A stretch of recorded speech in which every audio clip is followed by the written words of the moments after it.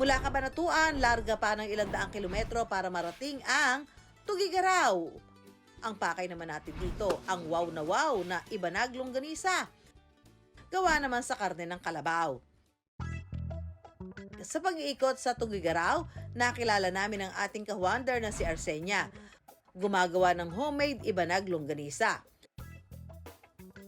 Nag-abroad ako sa Taiwan at nakaipon ng konti.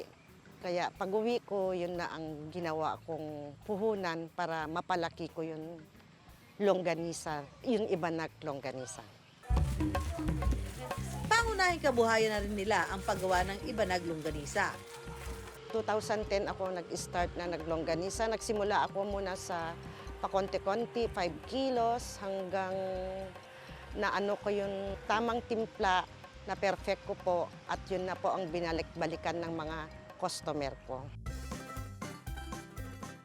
Tulad ng ibang longganisa, simple lang ang paggawa nito. Titimplahan ng cane vinegar, atsuete powder, paminta at asin ang giniling na karne ng kalabaw.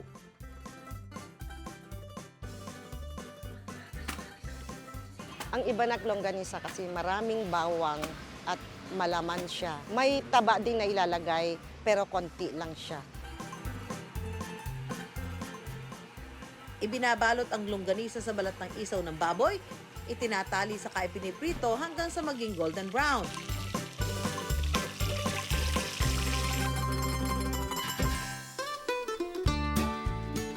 Pero bukod sa paboritong almusal, ipinansasahog din sa ibang lutuin ang longganisang Ibanag. Hindi lang pang silog. Bet na bet ding pang pinakbet ang Ibanag Longganisa.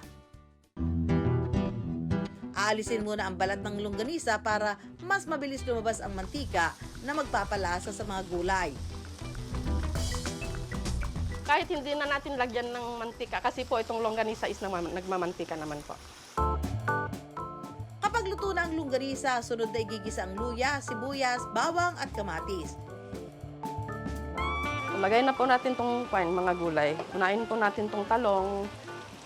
Liliit naman po itong talong natin, madali lang maluto to. Kaya isunod na natin itong kalabasa. Ilang halo lang at wag nang patagalin sa kalan, ready nang ihain ang pinakbet na Ibanag Longganisa. So, bale, bago siya sa panlasa ko kasi ang nakasanayan natin is yung alamang tsaka karne. Baboy man, baka o kahit pakalabaw, mabawang man o manamis-namis, ang sarap ng longganisa walang mintis.